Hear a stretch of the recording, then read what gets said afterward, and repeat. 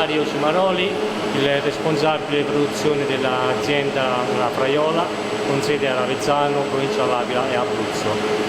La nostra azienda nasce nel 1985 ad opera mia, di mia madre e mia sorella, e da sempre ci siamo occupati del settore della pasta. Inizialmente abbiamo iniziato con la produzione di pasta fresca, per poi gettarci completamente sul settore del secco. E nel 2012 abbiamo introdotto una nuova tecnologia per la produzione di pasta secca all'uovo. Siamo la prima ed unica azienda ad aver introdotto questa tecnologia, che si chiama lavorazione in monoprocesso a bassa temperatura. Ora faremo una piccola lezione sulla produzione di questa nuova tecnologia che ci permette l'ausilio di poter produrre diverse tipologie di pasta. La tecnologia, che ripeto si chiama monoprocesso a bassa temperatura, non è altro che la possibilità di poter produrre qualsiasi spessore di pasta con un passaggio massimo 2. Questo fa sì che la pasta dal punto di vista organolettico è completamente diversa dagli altri prodotti che sono in circolazione e inoltre conferisce al prodotto finale una certa porosità e rugosità fuori dal comune, che permette completamente alla pasta di assorbire in modo uniforme e capillarmente il condimento che viene abbinato. Questa è la nuova tecnologia, il nuovo impianto.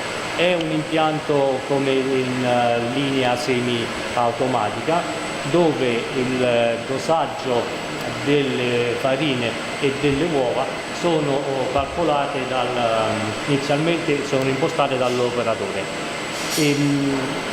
Vediamo, questa è la sfoglia, quindi da qui il particolare della lavorazione in monoprocesso. Otteniamo una sfoglia con una laminazione molto dolcemente, molto docile, molto delicata, che è simile ad un massaggio, se vogliamo. Tenete presente che l'industria, per poter ottenere questi spessori che realizziamo noi, devono fare almeno 4-5 passaggi ed escono ad una temperatura finale della sfoglia intorno ai 50-60 gradi. Noi qui oggi stiamo intorno ad una temperatura di 19, massimo 20 gradi, e quindi questo è quel valore aggiunto in più che conferisce alla pasta quel sapore, quell'aspetto organolettico diverso dalle altre paste. Altra particolarità di questa tecnologia è che durante la cottura la pasta rilascia soltanto una minima parte di amido, e questo fa sì che praticamente la pasta non si incolli, non lasciando l'amido.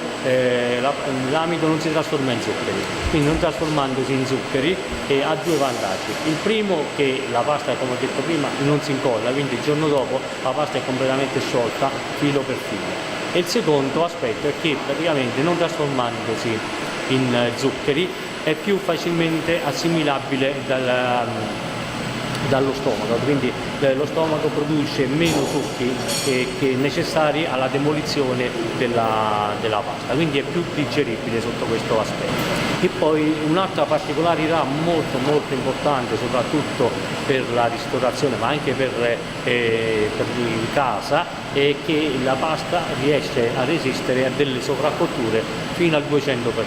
Stiamo producendo oggi pasta, ripeto, al tartufo, dove tutte queste puntinature è il tartufo, è il predume di tartufo, il tuber resticum nero, e dove impieghiamo in questo caso una quantità di tartufo pari al 5%. Quindi il tartufo, qua abbiamo soltanto presenza solo di tartufo nero, e per quanto riguarda lo zafferano, solo di zafferano, in questo caso in fili, e per gli spinaci farina di spinaci, per il pepe è un pepe particolare che si chiama il pepe nero di Sarawak. Per le uova, pasta all'uovo, usiamo solo semola di grano duro, con l'aggiunta di 35-40% per ogni chilo di semola di uovo di gallina pastorizzato. Dicevamo, qui è la prima laminazione in questo caso, questa è una pasta laminata e quindi otteniamo durante questa fase una prima sfoglia. La passiamo su questa macchina che si chiama in gergo calibratore, dove al calibratore conferiamo lo spessore finale, ma soprattutto la porosità alla sfoglia. Quindi riduciamo fino ad ottenere lo spessore che vogliamo, che può essere 1 decimo, 2 decimi, 3 decimi, secondo la tipologia di pasta che dobbiamo realizzare. Poi da qui andiamo successivamente in un altro tunnel, questo è un tunnel di raffreddamento, dove la pasta passa sempre in questo tunnel e viene raffreddata, viene ventilata con aria fredda. E al termine poi di questo nastro c'è l'operatore che raccoglie manualmente la tagliatella in questo caso e la depone su queste astine di alluminio. Queste astine di alluminio vengono messe adagiate su questo carrello e noi questo lo teniamo sempre coperto, mettiamo sempre un telo per mantenere il più possibile l'umidità che la pasta ha all'interno prima dell'essiccazione. Poi una volta che il carrello è pieno con tutti i suoi scarichi, viene adagiato all'interno di un essiccatoio. Questo è un essiccatoio del tipo statico, dove la programmazione viene impostata dall'operatore.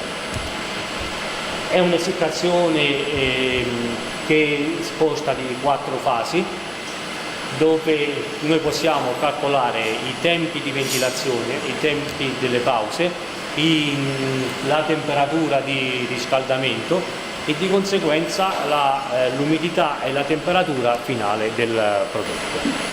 La pasta, per poter essiccarsi, rimane all'interno di questo essiccatoio statico da un periodo che va dalle 18 alle 24 ore secondo la tipologia del prodotto. Allora, in questo caso questa è una tagliatella all'uovo semplice, e quindi abbiamo detto senza l'ausilio di coloranti e aromi.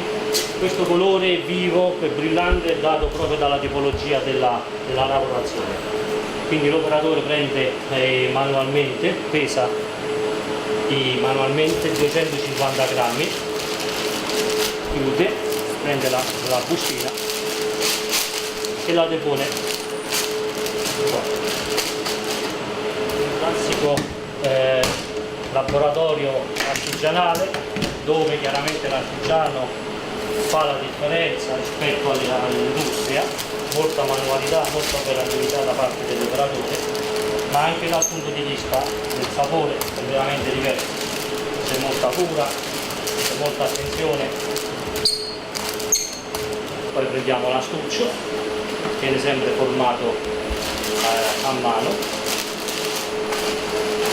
il prodotto viene sigillato e da qui poi otteniamo il prodotto finale.